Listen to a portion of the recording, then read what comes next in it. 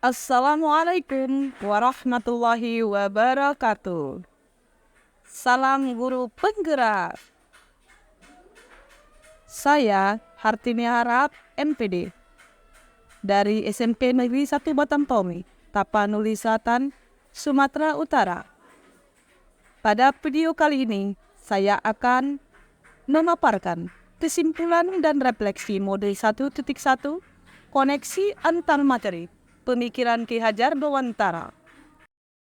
Menurut pemikiran Bapak Ki Hajar Dewantara, pendidikan adalah tempat persemaian benih-benih kebudayaan dalam masyarakat. Hal ini berarti bahwa pendidikan adalah pondasi penting bagi terciptanya peradaban suatu bangsa. Untuk itu, pemaknaan akan arti pendidikan menjadi hal yang penting bagi para. Berdasarkan pemikiran tersebut, ada dua hal yang tidak dapat dipisahkan, pendidikan dan pengajaran. Pendidikan adalah menuntun kekuatan kodrat anak. Maksud pendidikan itu adalah menuntun segala kekuatan kodrat yang ada pada anak-anak, agar mereka dapat mencapai keselamatan dan kebahagiaan yang setinggi-tingginya, baik sebagai manusia maupun anggota masyarakat.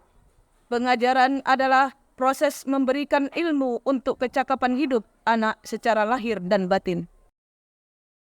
Menuntun sesuai kodrat anak yang dimaksud adalah pendidik diibaratkan seperti petani.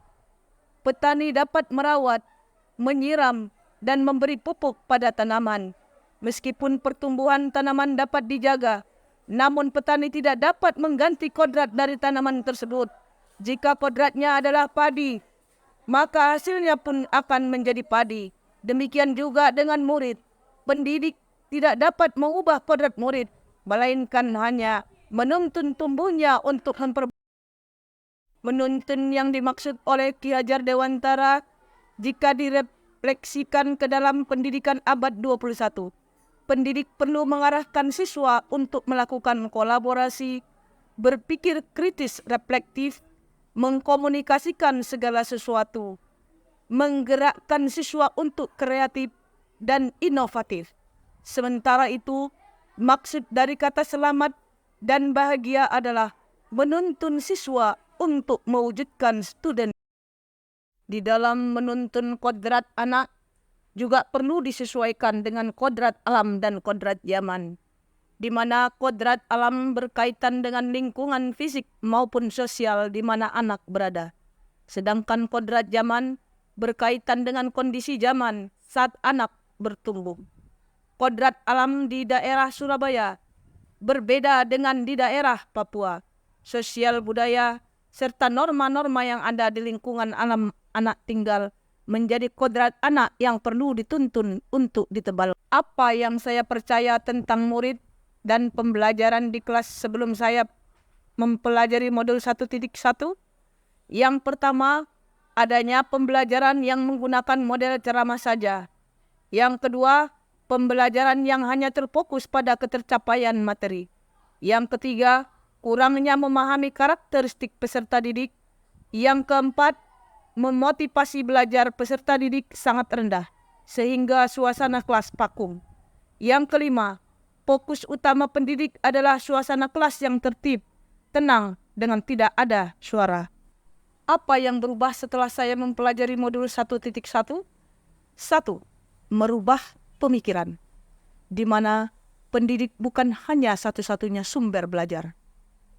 Pembelajaran yang mengutamakan berpusat pada peserta didik, menghargai setiap karakteristik peserta didik. Kedua, merubah perilaku, di mana mengemas pembelajaran secara menarik agar motivasi belajar peserta didik meningkat. Memberikan kebebasan untuk menyelesaikan setiap tugas sesuai dengan minat, bakat, dan kreativitasnya masing-masing. Menggunakan pembelajaran berdiferensiasi dan membawa suasana belajar dengan menyenangkan. Yang saya akan terapkan dari pemikiran Bapak Ki Hajar Dewantara. Yang pertama, menggunakan metode atau media pembelajaran yang bervariasi. Yang kedua, lebih mengenali tipe dan gaya belajar siswa, serta karakter dan latar belakangnya. Yang ketiga, pembelajaran lebih berpusat pada peserta didik. Yang keempat, selalu memberikan motivasi dalam membangkitkan semangat peserta didik. Inilah pemaparan saya tentang koneksi antar materi pemikiran Ki Hajar Dewantara. Semoga bermanfaat untuk kita, terkhusus pendidik. Terima kasih. Assalamualaikum warahmatullahi wabarakatuh.